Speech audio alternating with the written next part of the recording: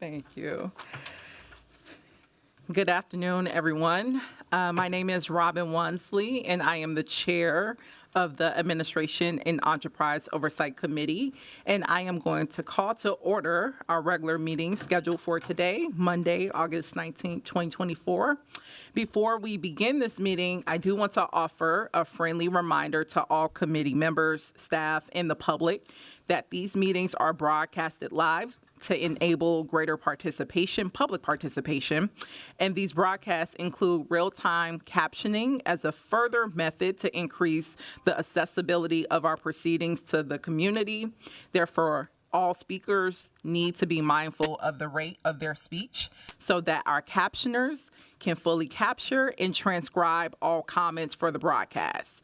We ask that all speakers moderate the speed and clarity of their comments. And now I will have the clerk call the roll to verify that we have a quorum. Councilmember Vita. Present. Ellison is absent. Cashman. Present. Vice President Chuktai. Present. Vice Chair Palmisano. Present. Chair Wansley. Present. We have 5 present. Let the record show that we do have a quorum. So before we dive into the consent agenda, we do have 2 walk-on items that we would need to add to the agenda. The first is a staff direction, both by Councilmember Ellison and myself, and then the second from Vice Chair Palmisano. So I will have a second, or ask for a second, to add those both to the agenda. Second. So move. With that, we can just do a simple voice vote. All those in favor say aye. Aye. Those not in favor say nay. All right, the ayes have it. Okay, with that, we have a number of consent agenda items in front of us. The first is a gift acceptance from the Recycling Partnership of Travel, Lodging, and Registration. The second is a gift acceptance from Results for America of Travel and Lodging Expenses.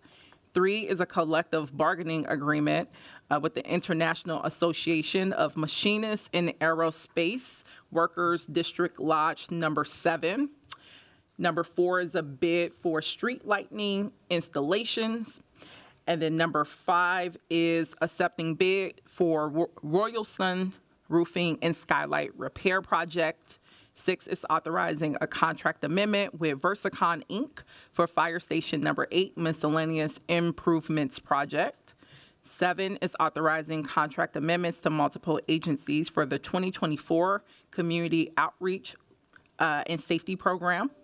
Number 8 is authorizing a contract amendment with Black and Viage Corporation for engineering services for the softening plant lime feed and storage replacement project.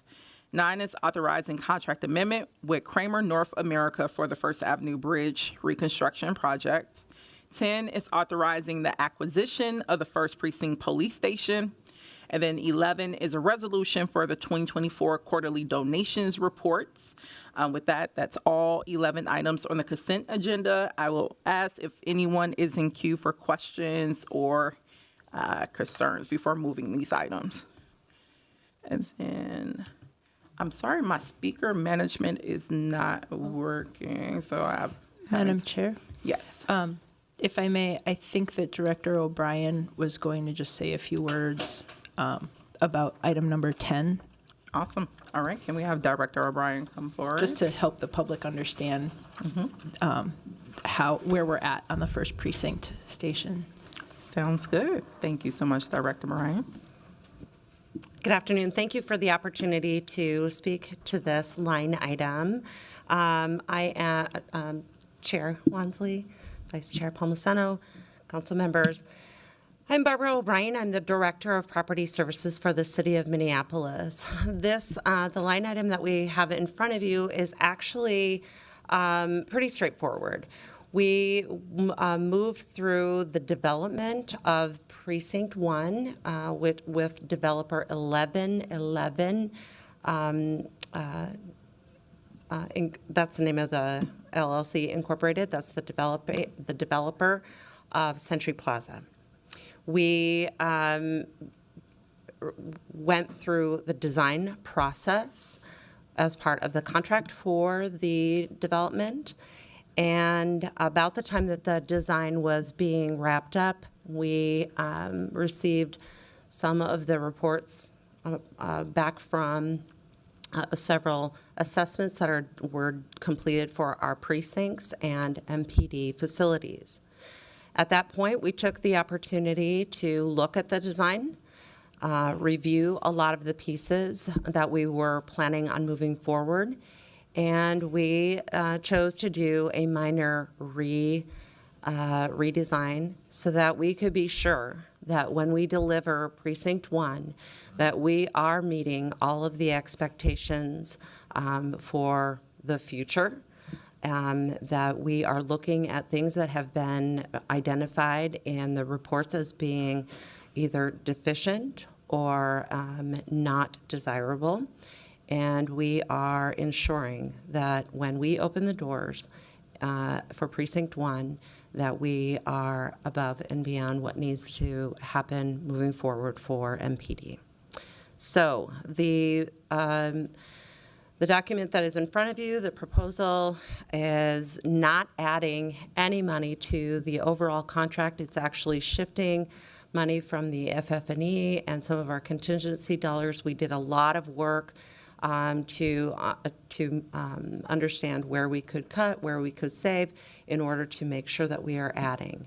So we are actually asking for these dollars to be considered in the base contract, but all of it is still within the overall project budget.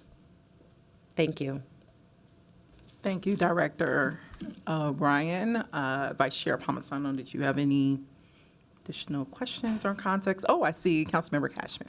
Thank you, Chair Wansley, and thank you, Director O'Brien. Yes. Just wondering if you can remind me about the timeline for renovations to Century Plaza and for the first precinct to actually formally move into that building. Absolutely, I can. Chair Wansley, Councilmember Cashman. The work is already underway, so demolition, for the most part, is complete of the shell area, and we will begin the process. Of course, the developer will begin the process of building back based on our revised plan. And so we anticipate that move-in for P1 will still happen in Q1 of 2025. So we are still on track with that. Thank you so much. Check in the queue, make sure I'm not missing anyone. All right, that's all that we have. Thank you, Director O'Brien. Thank you. Thanks. So seeing there's no further discussion, I will move approval of the consent agenda. All those in favor say aye. Aye. Those opposed say nay. The ayes have it, and that motion carries. So our next two items or contract amendments are related to Sound Thinking Inc. for gunshot location system. Before diving into this item, I will be making the motion to postpone them both to our next AO meeting, which will take place on September 9th. But before asking a roll call on the vote, I will ask for Commissioner Barnett to come speak before the committee to discuss how we landed at an agreement to continue this item for one more cycle so that they can have the time they need to work with Sound Thinking to come up with a modified proposal. So with that, Commissioner Barnett. Thank you, Chair Wamsley and committee members, Vice Council President Chektai as well. We were able to meet, I think it was Thursday, Yes. Chair Wamsley, with Chair Wamsley in person, also Councilmember Ellison, their respective staff. Chief O'Hara was present. My Chief of Staff, Jared Jeffries, was present. Also, Chief of Staff for MPD, Andy Scootman, was also present. I think there was really three areas I think we looked at, Chair Wansley. We really discussed the length of the contract, the expansion that was being proposed, And then also we looked at independent evaluation, or we talked about independent evaluation. And we talked mainly about, do we have agreement, or where we could have agreement to move this item forward? And it was suggested, I believe, by Councilmember Ellison, let's look at the expansion requests or proposed expansion requests, and could we limit that to the hot spot that was identified on the map? After that meeting, we did reach out to Sound Thinking and started to discuss that. When I say we, really it was Andy Scoobin who reached out to Sound Thinking. We have not been able to bring forward a map for you today or the pricing. We're still talking about that. I thought it would be fairly quickly. I thought we would be able just to say, hey, here's the area, but there's more to that, in which when we look at the mapping, in particular, there's a freeway nearby, which they need to look at how that would play in part if we limited that. Also, just looking at the pricing as well. So those are the two areas that we're discussing with them to bring that forward next time you meet. Yeah. Hopefully that summarizes where we are.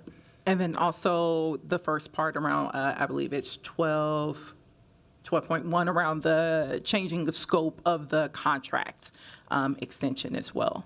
Right. Oh, yes, Yeah. the length of the contract, we did have a conversation about that. There was concerns of the contract being 3 years, and in the spirit of collaboration, we talked about coming forward with a shorter contract. Awesome. Yep. Thank you so much, Commissioner Barnett, for that overview. With that, I will motion for the delay until our next cycle, which will be September 9th. I see Vice Chair Palmisano. Thank you, Madam Chair. I appreciate we're about to take a vote. Just wanted to explain my vote. I feel strongly that the length of this contract is right.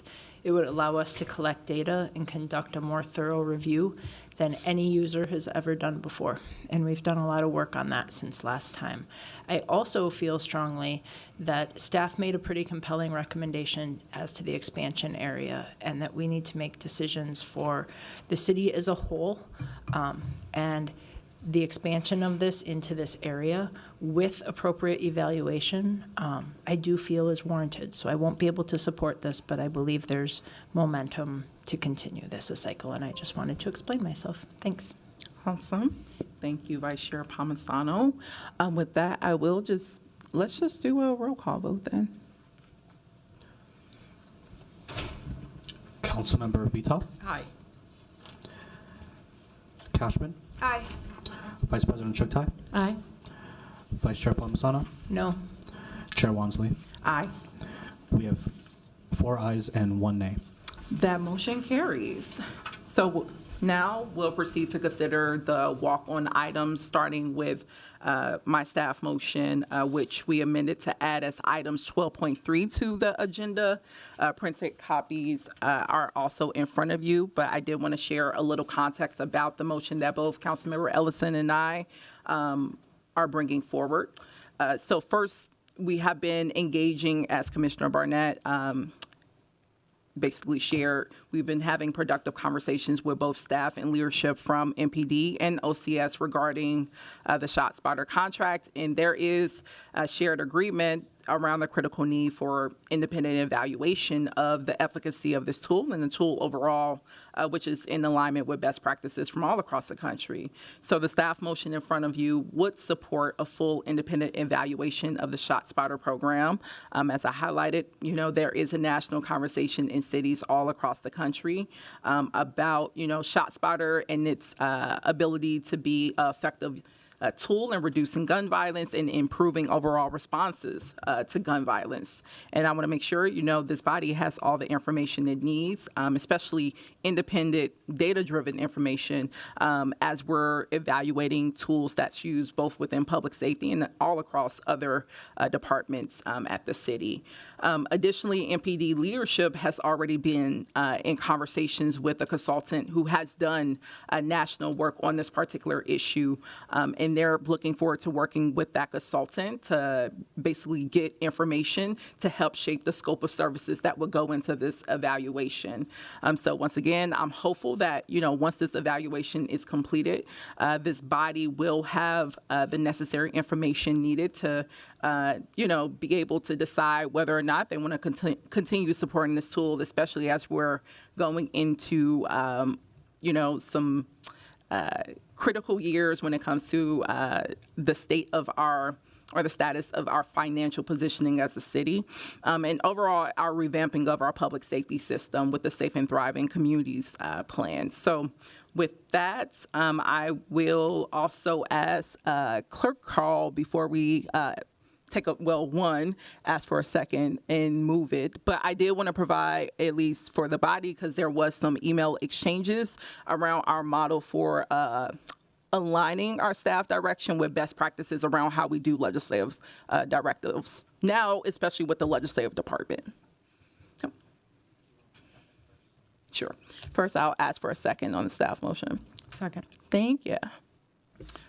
Madam Chair, appreciate your recognition. I think that we have been working over the past year or so, as you acknowledged, to come up with a standardized, streamlined, and consistent process for how the body or its committees interact and give requests for information to the administration through the mayor as provided by charter, and then how the body works with its own legislative department, which is separate and different. And so the process that we landed on was that staff directions or motions called staff directions are the proper process for this body to adopt to give direction and requests to the legislative department, whether that is broadly to the department or specifically a request to the auditor or some direction then to the city clerk. And so it seems to me, and I had a brief moment to consult with the city attorney, that the staff direction in front of you meets those standards and comports with the requirements that we've been following.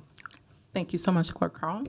And then I also see Councilmember Vital in queue. Thank you, Chair Wansley. I guess I have a question about the need for this. The actual staff directive, it includes what we're going to receive, what information you're looking for. And I feel like all these questions were answered in the report that we got about ShotSpotter already. I think it was the last committee meeting or the last council cycle. We had a presentation about ShotSpotter, and we got the answers to all of these questions, or at least most of them I can think of. And so I'm wondering, what is the need for an independent evaluation? Do we not trust that staff has already given us the proper information? Councilmember Vital, so maybe we saw two different meetings, but what I heard from our staff when they came to present, what I heard from staff when they came and presented was that they too need additional information, and we've been in conversations amongst this committee for several months now about independent evaluation. And as I highlighted, MPD leadership, the chief, are already in conversations with national experts because they do want that independent external evaluation. And this is focused on external. I won't speak for Vice Chair Palmisano's, her focus on internal and additional analyses, but this is giving national experts to give us an independent evaluation of the program. And so how much do we have to pay for this independent evaluation? So this is just asking our staff to carry out the process. I think you're aware, because we all funded this. Our department does have a professional service budget that they use for I'm not contracts. asking that, though. I do understand that part. I'm asking, out of that professional service budget, how much money do we have to allocate to answering questions that I know for sure were answered in the last presentation? Example, the impacts of the program on MPD response times and time on scenes. They laid that out like butter, perfect. in the last meeting. So like, how much do we have to pay for somebody to come back in and give us the same answers again? And that, maybe that's one of the clerks are doing like memos now or Yeah. something. Maybe that's something we need to get for that. But like, I feel like I got the answers to all these questions already.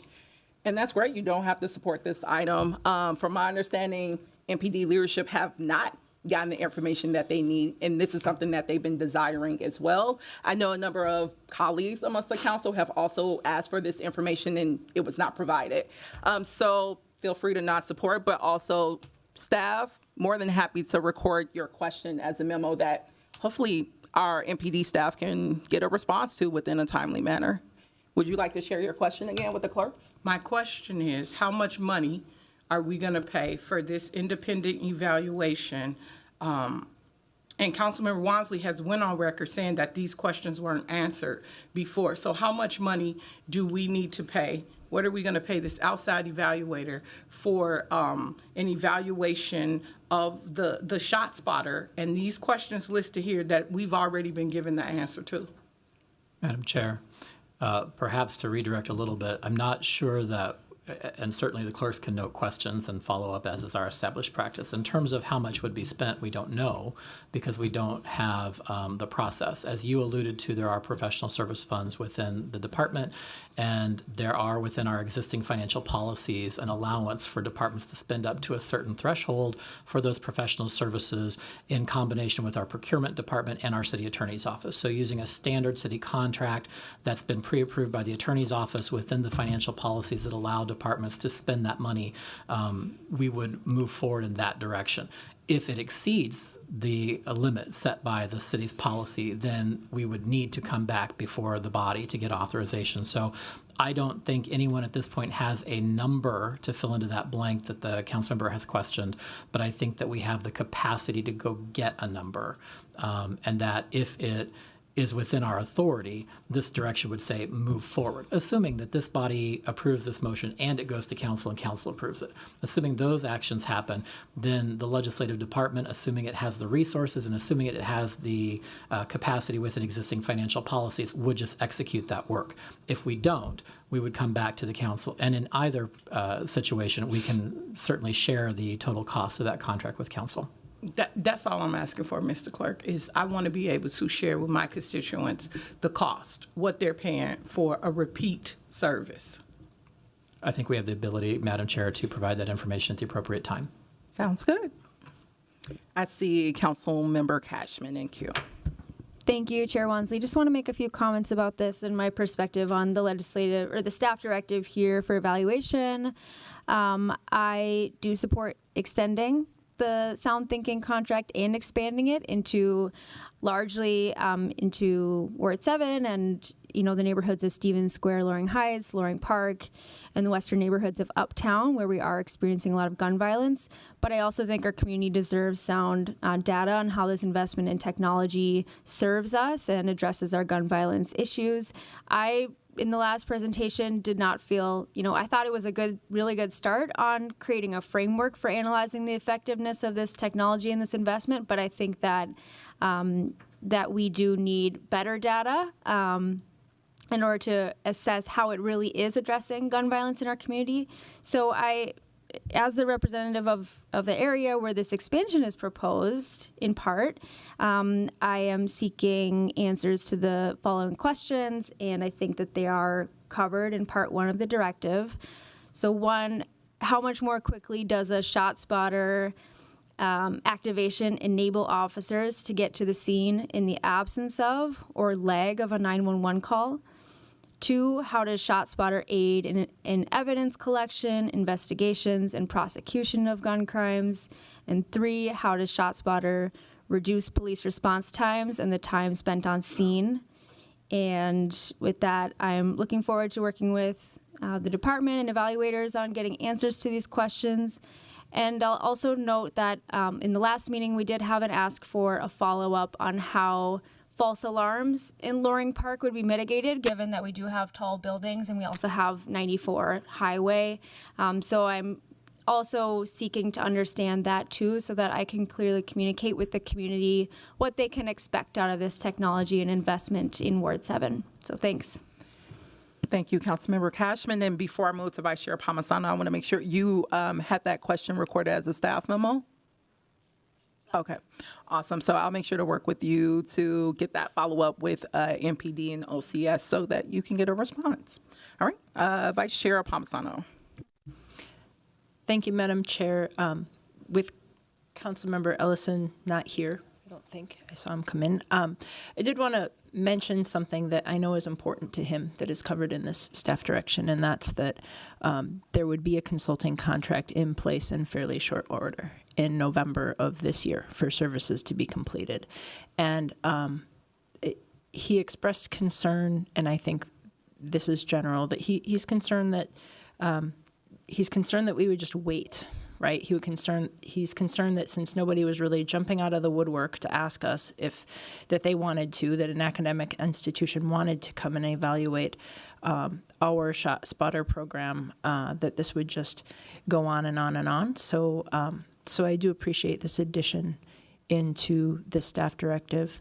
I am curious if we would be holding off until we know the cost, since that's a question that's been raised. I'd prefer that. On the other hand, I cannot imagine it would be an exorbitant cost because, as Councilmember Vita mentions, many of these have already been answered internally. So I'd presume that a lot of this is a validation or not of what has already been said. So sort of like a customized audit, and I support that. Thank you. Thank you, Vice Chair Palmisano. To answer the first question around holding off, I don't intend to hold off around the cost. I think we typically do, contracts, and our clerk just identified and outlined our process that standardized it. So more than happy to continue initiating the process for us to get independent and sound data so that we can, get this going, and knowing that we do have the resources in place to fund it within the legislative department and also within MPD, because I will name, we've had conversations for over a year with MPD, with them planning to do an evaluation independently, that they were planning to fund this as well. So yes, I will be moving this for action today. And I see Councilmember Vita back in queue. Thank you. Councilman Palmisano, I guess I disagree with you. I think this could be an extremely expensive evaluation. I've, got lots of evaluations done for work in public health, and what's being asked in here could be extremely expensive. So I need to see what that dollar amount is. And then is this going to go through an RFP process like all of our other contracts? And who's going to put that RFP out and lead that work in recruiting someone for this? Thank you, Councilmember Vita. I don't know, Clerk Carl, would you like to reshare what you talked about earlier in terms of our procurement process and how we have a standardized RFP process through that? Sure. Madam Chair, I'll take a stab at it, and I've already alerted the attorney to correct me where I'm wrong. Within our existing procurement and financial policies, to the extent that there is a limited pool of responsive vendors, I'll say broadly, then it is possible that we would be able to do an informal process with procurement, their support and lead on that process to identify the handful of vendors who might be able to do the work or are interested in doing the work, and assuming that it's under the limit set for a department head to spend, then all of that work can move forward fairly quickly. If it's going to be a formal RFP, it's because there are multiple vendors available to do that. This is a scope of work that is broad and general in terms and not so specific that there's a limited pool of people to do the work. If it exceeds the limit set by our financial policies on what a department head can spend using the standard contract already approved by the attorney's office, then all of those things trigger coming back through the legislative process to get council approval. So I think there's the work that moves forward, if approved by committee, if approved by council, with an existing policy framework. Anything that goes outside of that framework would trigger a need to come back to the city council. And I would quickly ask the city attorney if I misspoke on any of those points. So basically, you're going to put the request out to a pool of people who are already identified as people who can do this work, and then they can decide to apply to take the contract or not. Through the chair, I'll say, Commissioner Vita, it is possible. I don't know the universe of potential vendors in this space. Okay. It is possible that there are a limited number of vendors who could do the work on the schedule and to the level of detail desired by the council. And if that is the case, as I suspect it might be, and it's within the authorized level in our financial policies within a department head's discretion, then that work can proceed. But if any of those points in the establishing policy framework are not met, then we would have to come back to the council to get authorization. We would have to go through a formal request process. We would have to get contract authority. We would have to get budgetary authorization. So I think there is a path forward, but that path forward may require us to come back to council, and we won't know until we sort of look into that process.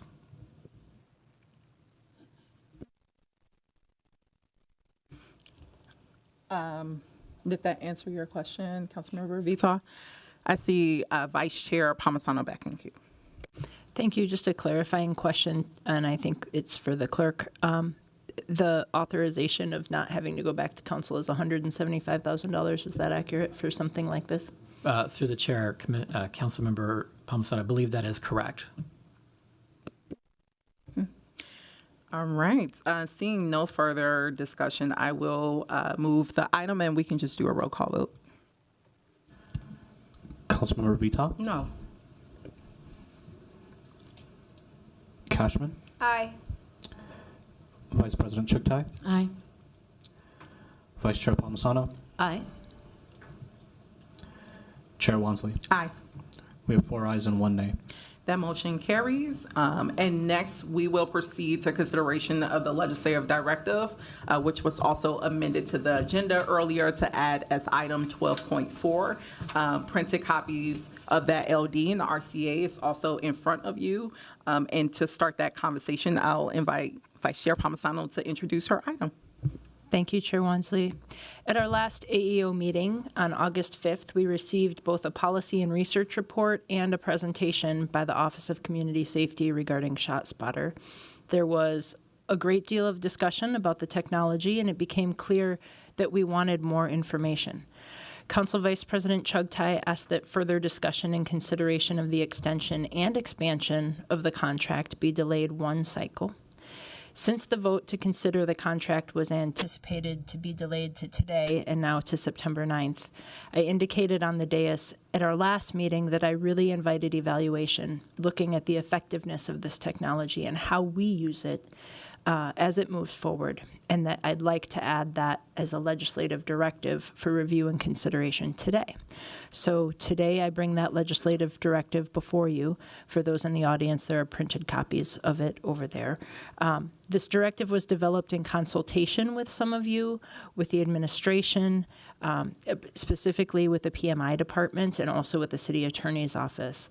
It requests that administration complete a full and thorough analysis of ShotSpotter technology regarding how the administration uses the technology and how it fits within our comprehensive gun response strategy, how we use ShotSpotter as compared to other cities, analysis of activations, gunfire incidents, response times, evidence, and outcomes. All of those are things we have internally as data.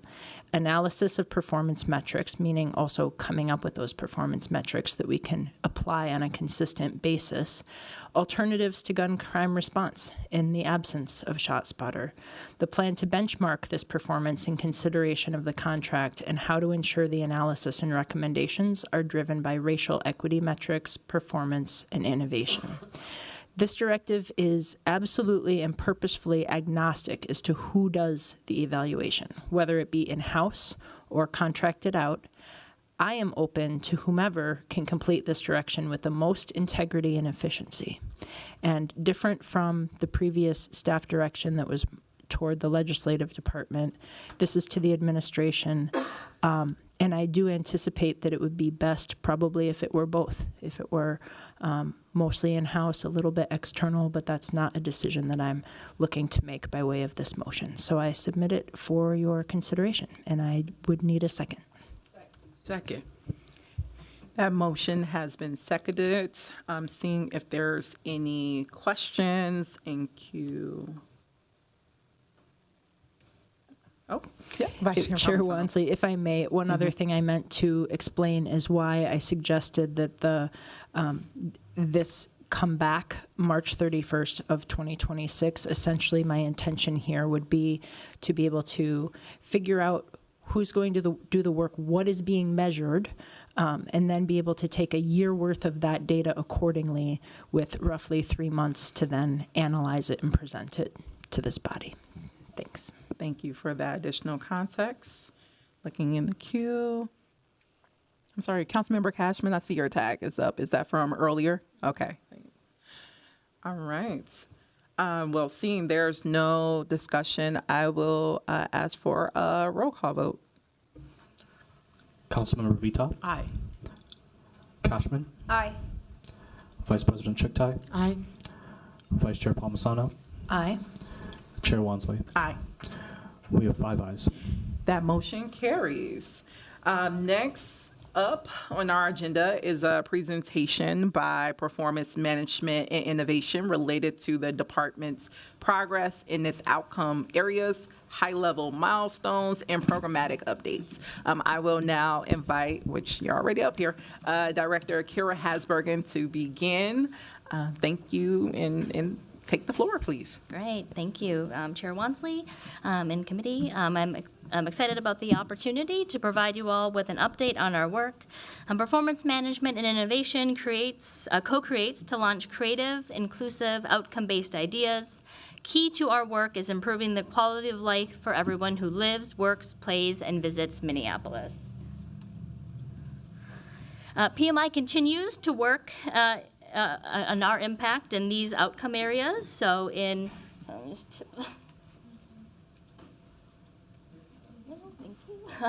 continuous improvement, reimagining community safety, and relationship building. In this presentation today, I will provide you with updates on our work that's going on in each of these areas. So the first is continuous improvement. Performance management and innovation help solve challenges by collaborating to explore opportunities for improvement, make evidence-based ideas into action, and share progress towards city goals. We are committed to an ongoing data-driven process to make things better, and we're doing this work in 4 main areas. The first that I'm going to talk about today is Outcomes Minneapolis. So Outcomes Minneapolis is the city's performance management program, and we relaunched it enterprise-wide this April, on April 15th. The city has been engaged in performance management since 2006, and when we really thought about our redesign, we centered it on what national leaders are doing, what are effective practices in performance management, and really wanted to hear from lessons learned from staff on what they felt could be better improved or could help them in their work as we move this program forward. Through this program, PMI is leading the enterprise in demonstrating public impact through continuous improvement, budget, and data-driven decision-making. Our framework supports transparency and good governance through a tailored performance management approach. Step 1, which was launched again in or around April, focused on why performance management matters. It was an introduction to the concept, our process, and an opportunity to learn about the measures departments currently use. Step 2 was an interactive workshop that adapted to departments to identify their expected public impact on their core services and those relationships to city goals. Through Step 2, PMI staff hosted 30 workshops to train participants in the approach to develop new or select existing measures to demonstrate their impact around public service.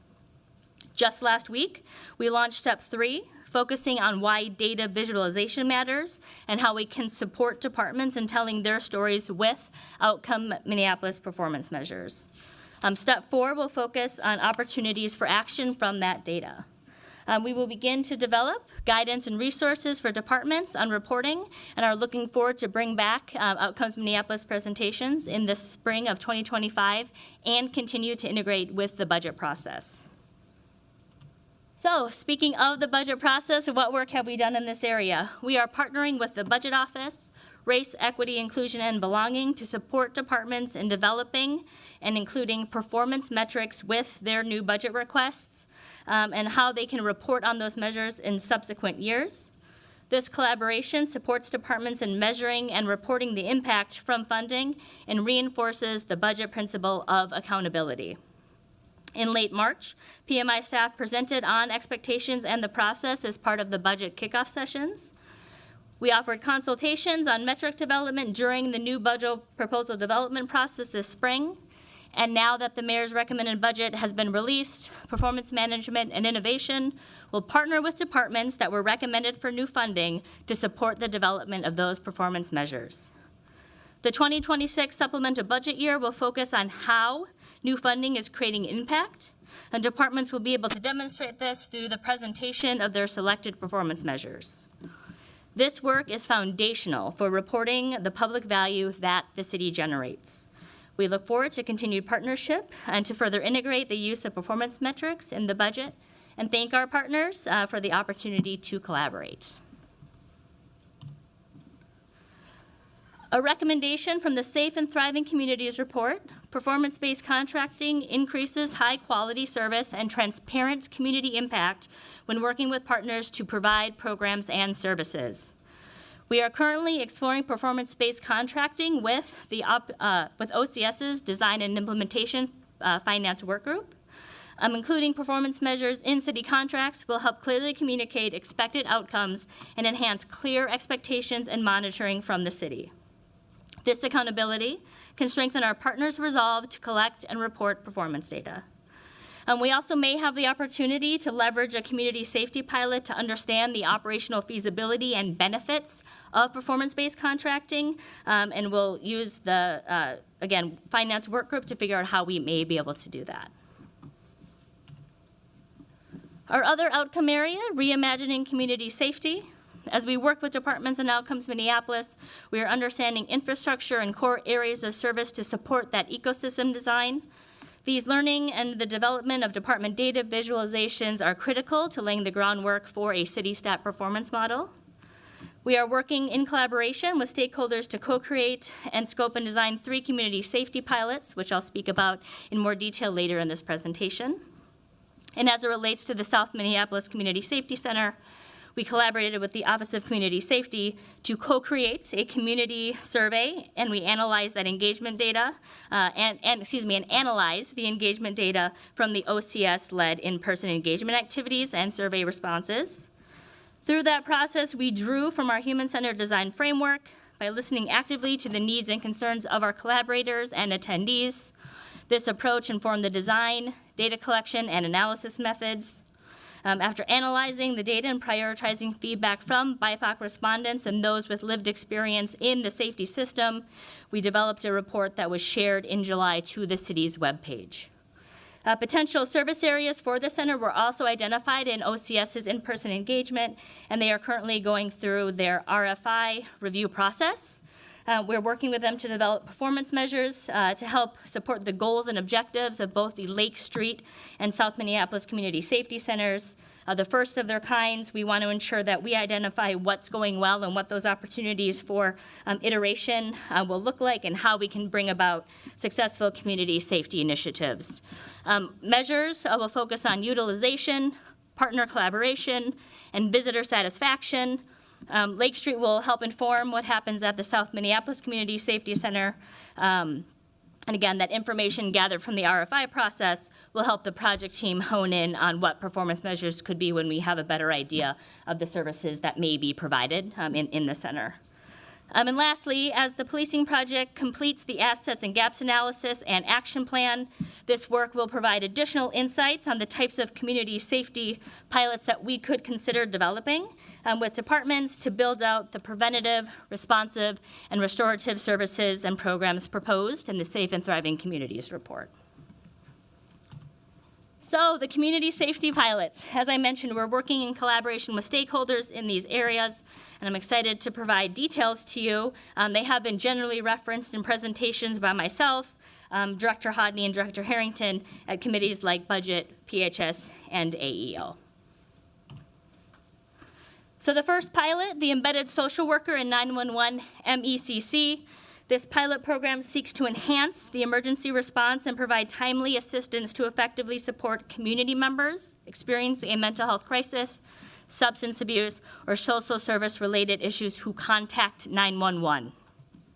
The caller would be referred by call takers to a social worker who could provide real-time support, consultation, and referrals for resources or social service assistance. Supporting the triaging of mental health and substance-related calls will really help us determine the most effective response to support that caller. It leverages the design outcomes learned from Hennepin and Ramsey counties' embedded social workers and their emergency communication centers. And it may reduce the need for law enforcement involvement, so sworn officers can respond to urgent community safety incidents. Project meetings with MECC and Hennepin County have led to a shared interest in embedding a social worker in our 911 MECC. As part of the county's budget process, Hennepin County's Behavioral Health Division has requested that a new social worker be included in their 2025 budget for the pilot. We anticipate hearing later this fall about the budget when that process is completed with the county. And hoping to launch in early 2025. There's training that's going to be involved, but we are resuming planning now that we have a better sense of what may come back with the county's budgeting process. This will require the pilot a contract or a MOU, and so we're estimating generally around $200,000. As you sort of know with the other social workers, the city pays the salary of the social worker, and we will have that and potential training and resources that may be needed to bring that social worker in-house to MECC.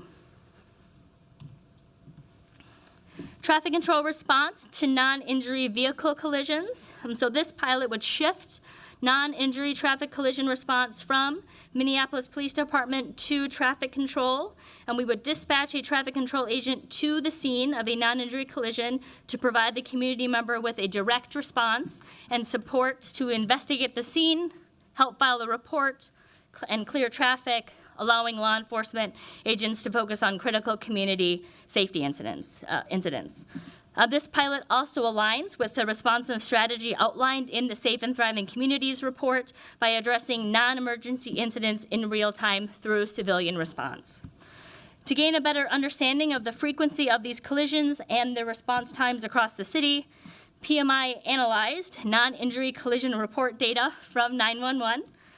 We found that on average, 26 non-injury traffic collisions were reported to 911 across the city each day. The number of collisions and response times are typically the highest between noon and 7 p.m. during the weekday. And while the number of cases in precincts 3 and 5 tend to be higher, we also believe that it's important to recognize that historically underrepresented neighborhoods might not be reporting incidents as frequently, and it's essential that we support those neighborhoods with a response to ensure equitable service delivery and resource allocation. So the pilot will focus initially on precincts 3 and 4, which together account for nearly half of the collision reports across the city. On average, that was only about 1.2 cases less than 3 and 5. So it is still a very small difference in those top 3. Based on our data analysis and project team discussions, we're looking at dispatching 4 to 6 traffic control agents in those precincts from roughly 11:30 a.m. to 8 p.m. This will account for about 65% case response within those 2 precincts during those hours. The preliminary cost estimate for this pilot, again, those 2 precincts, so it would be a field supervisor and 4 to 6 agents. Again, depending on the 4 to 6, the design team is still working out those details, is anywhere from $888,000 to $1.2 million, depending on the size. And that includes personnel and non-personnel costs like vehicles, radios, all of the other things that the staff would need. We've also connected with the city of Wilmington, North Carolina, to learn more about their civilian crash investigator program, which has successfully provided customer-focused engagement while reducing the workload on their police department. In 2021, Wilmington reported that their program responded to about 30% of the crashes, which enabled the reallocation of about 400 hours from their police department.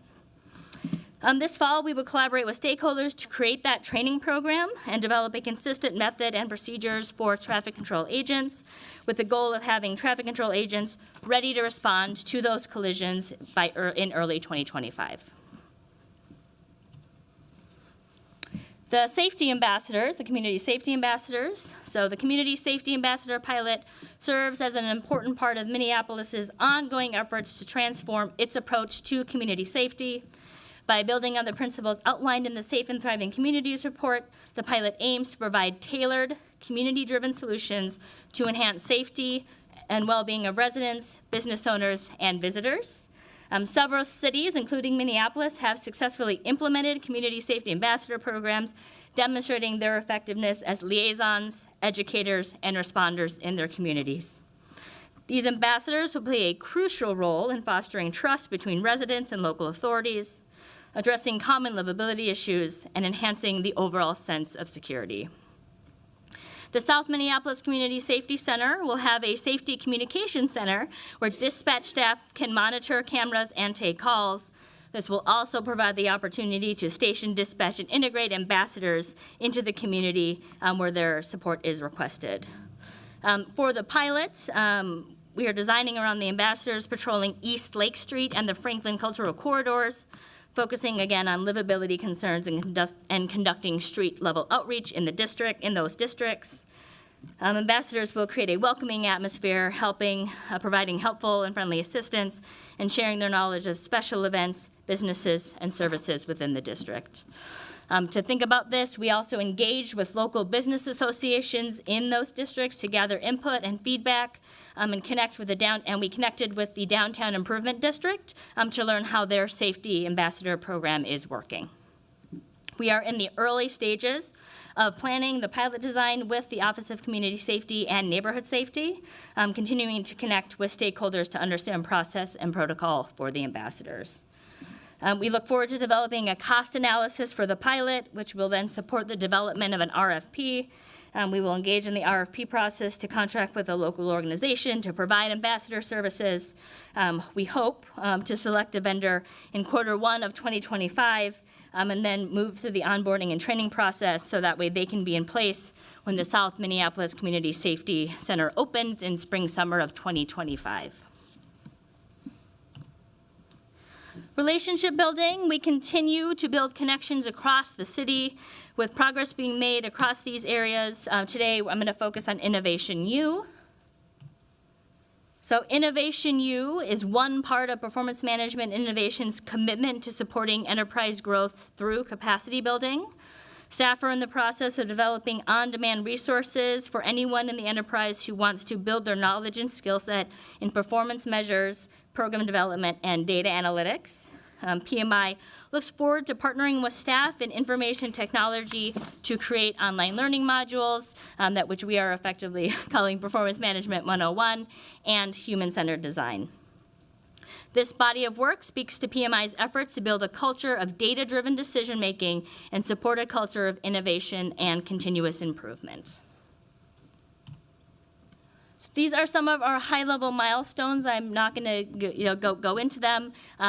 Really, I've outlined sort of what our plans are with the pilots. But as you can see, the big things: onboarding staff, really working on relaunching Outcomes Minneapolis, picking up with the community safety pilots and continuing to support the enterprise in those areas, and then really now getting ready to develop and share guidance around the budget process and Outcomes Minneapolis. So connecting with us, in late May, Performance Management and Innovation launched a project dashboard that you can find on our City Talk page, so we share that with everyone. It shows our impact by collaborator, outcome areas, shares the high-level objectives of the project, and where we are in the project itself. In May, we also developed a customer satisfaction survey, which we send to our partners and collaborators. Those ratings are sort of at the bottom there. We also shared those on our dashboard, and they are populated in real time. We also have on our City Talk page a collaboration forum where we invite staff to reach out to us with partnership ideas. So with that, I am happy to stand for questions. Thank you so much, Director Hasbergen. First, we do have Councilmember Cashman in queue. Thank you, Chair Wansley, and thank you, Director. I did want to ask about, I think it's slide 10, the traffic control pilot. So I'm just wondering here if you could speak a little bit to, the need for a report for an insurance claim. Like, with this pilot, is traffic control going to be able to produce the evidence that most people need in order to get their insurance claim, especially if it's like over $1,000 in property damage? You're not required to get an MPD police report anymore in order to make an insurance claim, but it does help, especially if it's a very high cost crash. So could you speak a little bit to that? Yes, no, thank you. Chair Wansley, Councilmember Cashman, yes. So I think that's a great question. And so when we think about that, it's both. The traffic control agents are out there, serving a couple of reasons. The first is support the resident, right? Some, even though you can currently, right, go through the online forms, those will still be available. Can submit, right, if your insurance does not require that, are able to do that. But they are there to help people, right, to both understand that process, help them file the report, and then if they do want to go, given to your question, the size, sort of the damage and what that's about, they can help them file that report through the online form. So it's someone in person. Right now, some 311 agents were providing that support, but it was providing as they considered the other services that they provided, it was not really sustainable. So it would be someone in person helping the resident or visitor navigate that process. If they do still want to go through the full process, then they would, through the training, we would talk with them about how they would show that resource to the person while they're there. Again, very early in the design, but the traffic control agents have iPads, so they, again, could be supporting the resident or visitor in going through that process. But you are right, you do not have to do a police report, but you may still want to file that or get support around it, and also to help navigate and direct traffic depending on where it is. Sometimes they are called out for that, and just really to help move that person so the traffic may flow clearly. Yeah, thank you. If I just might add, I think victim services is really important with any of our 911 calls, because when someone gets in a traffic accident, they may not be physically injured, but they might be extremely shooken up, scared, shocked, and need that sort of person on the scene to help remind them that, we're going to take care of you. We want to be a city that offers that kind of care to anyone who's in trouble. And so, and I've certainly been on the scene of car accidents in the last couple of years where, because of our police shortage, nobody shows up and the person in the car is feeling very alone, feeling very scared. So I think this is a really good thing, and yeah, glad to see the progress on the work on this. And of course, with the community safety ambassadors, it's really good to understand the timeline and where things are headed as well.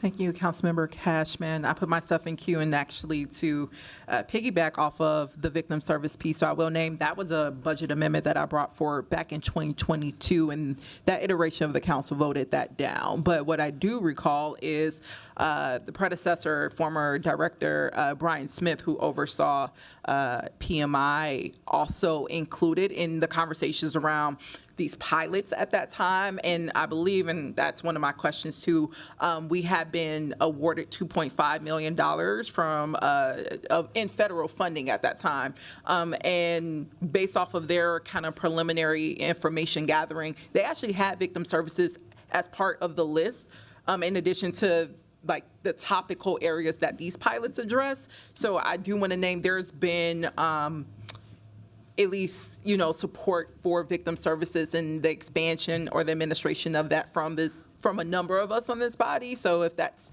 something you ever want to have conversations on, especially going into this budget season, and also knowing the city attorney's office has a variation, I believe, of victim services and how we relate to like the states and counties programs and things of that nature. So if you ever want to link up on that, let me know. But actually going to that, I believe I might have asked this question before, but the $2.5 million that were awarded that former director Brian Smith referenced back in 2023. Can you share kind of what happened with that? Sure. Yep. Chair Wansley, thank you for that question. So we are still in discussions with the Department of Justice and that 2.5. So as you mentioned, there were materials that were submitted to the Department of Justice during their review, so, went through the process through their budget review. They deemed that what was provided when it was submitted by former Director Smith, that it did not have the level of detail that complied with what they needed. So it did outline methodology, it outlined things like what the pilots could support. There were things right about victim services. Unfortunately, we did not, for some of the activities, they were not under contract, and again, the level of budget detail that we would assume that they needed for line item budgeting was not provided. It was somewhat conceptual. So the great news is that we've been working with DOJ and they've been very flexible with us. So we are able to request an extension, so it's a fairly common thing, up to 12 months. And so we're excited. I briefly mentioned that the policing project will be providing the asset and gaps analysis and their final report. So that may provide opportunities for us to identify new pilots where we would really be able to dig into those details with a solid design, sort of like I shared for traffic control for that pilot, and would be able to still use that $2.5 million and request a budget review and use it for pilots. Okay, so with the gap analysis service, gap analysis that NYU policing project is going to be providing, the 2.5 could tentatively go towards funding those. Correct. Okay, that's good to know. Yep, it's anything. It's what was very nice about the work that was put into it. It is very broad, so it's expanding problem nature codes for at that time, right, a different sort of public safety, right, is what they were calling it, a different public safety response. So we would be able to utilize that money. It just was, again, the level of detail was not provided at the line item level that DOJ felt was in compliance with their grant making rules. Awesome. Thank you for that update, and that's really good to hear budget-wise. And also, going to slide number 14, especially thinking of some of the budgetary pieces. So I know all of us have had these conversations, and you've mentioned that in your presentation of being intentional of how we're linking the evaluation of our programs to also funding, because we've talked about deficits that we're walking into and making sure that programs we're supporting, we're seeing results for them. Yes. You highlighted here in summer 2024, one outcome that you all yielded was developing the new budget proposal metrics. Can you share if there's any additional kind of funding metric tools that you're going to be providing to departments in addition to this? Because budget cycle is It's happening. right. And to also do that tracking. Yeah, Chair Wansley, thank you very much for that question. So this is the first time, I think this has been a great confluence of a lot of great ideas that people have heard, right? I'm not the first to bring it up. And so we were very excited this season to really start integrating our work with the budget office, the budget cycle, Director DeCinza's team, and with Director Corbett and Race, Equity, Inclusion, and Belonging. So what the plan sort of is we're still designing it because, as you know, the mayor's recommended budget just came out last week, but we early on I reached out to department heads when the budget proposal process was happening in concert with Margaret Anderson Kelleher, the city operations officer, to let them know that we were this year going to be supporting the development of performance measures if their budget proposal was selected and was going to be recommended for new funding. And so again, I think many departments were adept at putting different measures in. Some, they were very new programs and we're like, we don't know what this is. We want to have the right measures, but don't know yet. And because they did not know yet if it would be funded, it was sort of like this, where do we put the time in, right, to develop those? So now that the mayor's recommended budget has been released, we will be reaching out to departments to work with them as consultants to really provide that information to them in seeing their proposal on sort of what are the outcomes. Using our Outcomes Minneapolis framework, I really think it's a backbone of infrastructure. It's not just the program itself. So what are the key questions, right, that they want to ask themselves about the impact that this money, right, is going to make in community? What are their goals? And so we'll walk through them with that process, support them in doing research, right, on if there are other programs like it. Here are some, here are measures that may be useful to you if this is what you think is similar to the impact that you want to make. And we are very much, as we look forward, want to develop basically like a repository of performance measures, so that way anyone who's really interested in, we don't need to recreate the wheel, right, these are things that we could look at and customize them to really fit, right, the impact that we're trying to make. And so we are starting that process just this week. I'll be sending an email out to department heads about that we'll be reaching out after we're able to see the finalized the proposals for the recommended funding, and we'll go through that process through the fall. I think we want to start that now, and then that way departments will be able to get their data collection mechanisms in place so that they can collect that data into 2025, and then in the supplemental year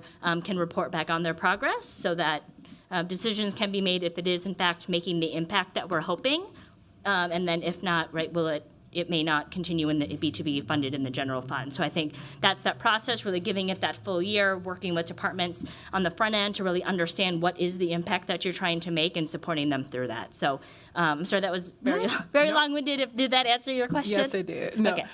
And I will also just know for committee members, we are going to be working with our legislative department or city auditor to get O&E, our oversight and evaluation team, our policy and research team, as well as our, I'm missing one.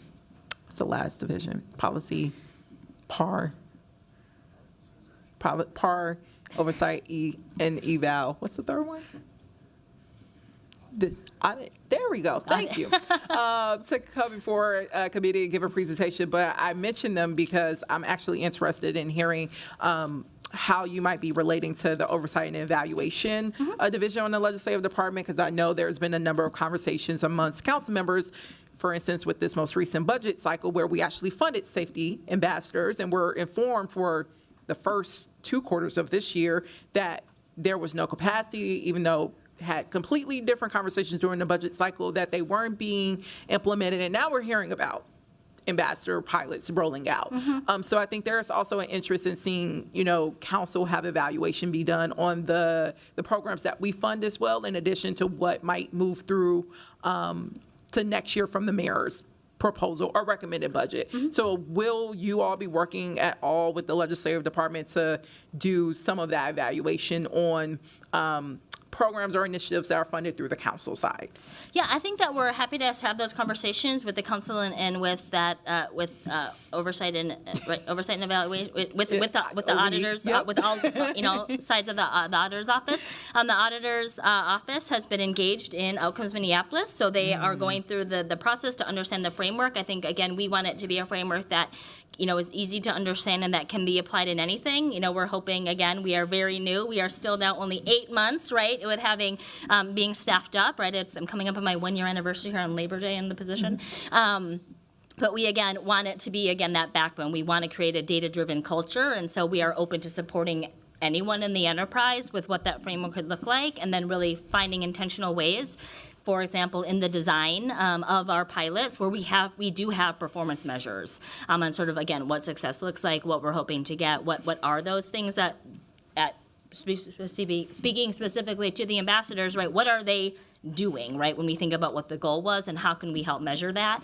And so that is in the designs that PMI is developing. Everything is including performance measures and through, again, Innovation U and through supporting departments, right, if they're doing, for example, grant-based reporting, right, we really want to help all of the city, right, in doing that. So I think there's many opportunities and are happy to have future conversations about what would be supportive for the council, and for the different divisions of the auditors, city auditor. Thank you. Just have 2 other questions. So going back to the South Minneapolis Community Safety Center with the safety ambassadors. So from my understanding, the safety center won't be ready for operations until the fall of 2025-ish. So I'm interested in understanding the scope of analysis of the safety ambassador program as it pertains to right now. Is it what it could look like once the site is open? Also interested in how this relates to the Lake Street Safety Center, which also will have safety ambassadors there, and knowing that the South Minneapolis Community Safety Center as well as the Lake Street Safety Center are in relatively close proximity to one another. So just evaluating also potential duplication there, or interested how that's working when we haven't really set up what's going to happen with the South Minneapolis Community Safety Center. Yeah, Chair Wansley, thank you for that question. I, cannot speak directly to the, the open date. My understanding from a recent presentation from Director Harrington is that, that they're targeting spring, summer 2025. I keep saying 2024, 2025, right? So I think we are working to that, understanding that if we're going to, when we go through an RFP process, right, we need to back into that. And so that's doing the training, doing the onboarding, right? We may be able to do that before it's the full center, the communications section is up and running. But I will say that part will be critical because that's how they're going to be, how they will be dispatched. So we do need that function there. Again, don't want to speak too much into this and would be happy to, if there's other questions or talk with Director Harrington if there would be additional detail into the design specifically that we could present at a different time, either at Public Health and Safety or AEO. I don't sort of want to give you answers that I don't know about not being deeply engaged in the project design. I will say how we're envisioning using Lake Street, because my understanding, and again, this may be wrong, you please do correct me, is that it's a temporary site, right? I think it's a couple of years, it's not a permanent site, and so we are hoping to use that because it is maybe open earlier. We may be able to use that to pilot some of the pilot ideas, to understand what's working and what we may need to refine before we move to the South Minneapolis Community Safety Center. And then, again, my understanding is that is not a permanent site, and so then we would sort of make different decisions. But I, again, will defer to Director Harrington, who is much more engaged and informed on that, but we want to use Lake Street because it is there to get an understanding for the South Minneapolis Community Safety Center. Awesome. And then last question, actually going back to the traffic control pilot. I know there's, again, ongoing conversation, and actually one of the issues that has a lot of support amongst council is around traffic calming, and also the need to expand support in terms of funding for that program. So we're doing more projects. But with the projects that we have, just interested in knowing if that's going to be factored into you all's analysis, and knowing that some of those traffic calming projects might also hopefully lessen the amount of vehicle collisions. I think that is the point of this with, Vision Zero, our policy of making safer streets, is so that they're designed in a way to make it very impossible for both pedestrians and vehicle drivers or scooter riders, anyone who are using our roads to be hurt. So just wanted to know if traffic calming, if that program was going to be factored at all in any analysis around the traffic control pilot. Yeah, Chair Walmsley, thank you for that question. Right now, I do know that the project team specifically for this pilot is in touch with Public Works and the Vision Zero team. So really understanding the goals and outcomes there, what they've done, right, and sort of what's active. So I think that will very much factor into when we set up our data analysis, right? We don't want to, right, and we come back, yes, we want the number to be lower, and what other programs and initiatives has helped led to that. So they are in conversations with that team. I can't speak specifically to sort of the design of the evaluation, but that is something that, again, they are conversing with that team. I think we're also interested is, when we talk about the numbers that we looked on, it was also unreported, right? Actual calls into 911. So may that change, right? Again, sort of thinking about the education and awareness, sort of the project team is thinking about what that looks like. So people know it's also an option, right? And so many may not know. So I think trying to figure out how we can track, understand what else is going on that might be influencing it because of the built environment are all things that are on the design team's mind. Thank you, Director. I see Councilmember Cashman in queue. Thank you, Chair Wansley. Forgot to ask this question earlier, but this was about the first pilot for embedded social workers in the Emergency Communications Center. Did I hear you correctly that Hennepin County will be funding this position, or is that us? No. Yep. Chair Wansley, Councilmember Cashman. No, the city funds pays for the salary of the social work pays for the social worker, but they are county employees, and so that is my understanding is that is how the precinct social workers, as well as I believe the city attorney's office, recently added a social worker for one of their community programs, and so they're technically a county employee, so they can have all of those resources, that they're able to tap into, and because they're specifically supporting the city initiative that the city pays for the social worker. Thank you for the clarification. Next, I have Vice Chair Palmisano. Thank you. First, Director Hasbergen, thank you for helping to design the legislative directive that we just voted on previously. What I see overall in this presentation is you are really getting things handled here. And I just want to say, for the first time in a while. It feels good to hear back your depth of objective knowledge on all of these different topics. That doesn't surprise me. I remember when you first came to the city, learning of your background in the International City Managers Association. I knew you had a background in overseeing programs, managing budgets, developing research, and especially in what I am most excited about in your presentation, and then also for the future as you head almost into your 1 year here, is finally getting performance metrics that we can look at and benchmark consistently as a city. It's been a very long time coming again. I'm still eager to see that, and these department milestones that you've shared are really helpful. So thank you. Thank you for bringing yourself here to the city and contributing in this way, and thank you for all of these different things that you've gotten involved in. Oh, thank you. Thank you, Vice Chair Palmisano. Sorry, back in queue. Just a quick question. I remember in my meeting for budget priorities with Mayor Fry, we talked about metrics, and one piece that I believe was shared with me at the time was that going into 2025, the participation in, I believe, Outcomes Minneapolis would be volunteer. And then in 2026, then there would be that shared expectation that all departments would participate. Is that not the case, or will all departments be immediately onboarded going into 2025 to start providing that metric data, and so you all can do the collection? Yeah, Chair Wansley, thank you for that question. What I can say right now is that all departments, we've engaged with all departments and have even received back from a handful of the departments their performance measures. So I was talking about it.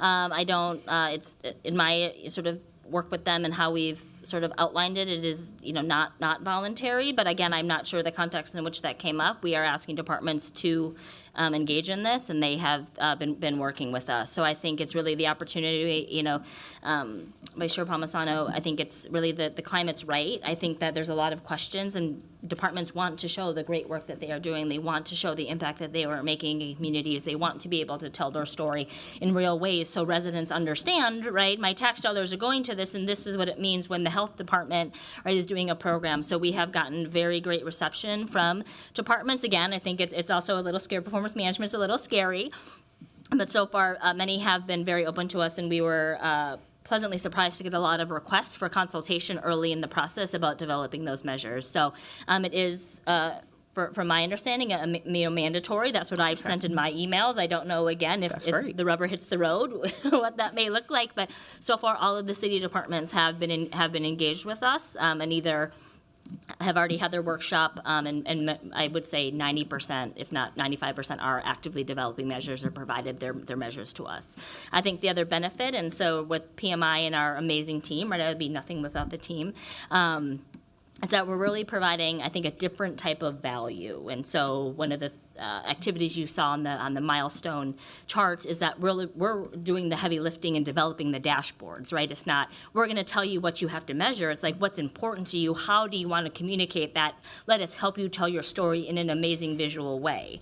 And so I think that's what's been very insightful in the workshops that we've had about why data visualization matters, and showing examples of other cities who have created ways to show the impact and what a service does in ways that all residents, right, can understand, right? And we're telling that story. So it's not just my money goes to the city, I don't know what's happening, right? This is important. And then I think what it then helps us have are when the conversations get tough, is like, what is the impact that we are making? Not to say it's not a great program, not to say that it doesn't have value, but if we are coming down to tough decisions, what does that look like? And again, we really appreciate our partners in race, equity, inclusion, and belonging, and also bringing that equity focus, right, where it may, for all intents and purposes, right, be a small amount, a small population, but again, they're marginalized, right? They're historically underrepresented. So how can we also ensure that when we think of equity, which is one of Performance Management Innovation's values, we are bringing that to the table? And have very much gotten great feedback from departments about, again, getting data visualizations and dashboards, case studies, to really help them tell their stories, because they're so in the day-to-day that I think while they'd love to do that, right, that's not something that right now has been feasible. So we're looking forward to that and then learning from it to continue to build that out. Thank you. And in addition to the public dashboards that you all are working with departments to develop, which is definitely, interfacing with our residents, as you mentioned, they get to click on that and see where their dollars are going to and the effectiveness and efficacy of those programs that they are funding.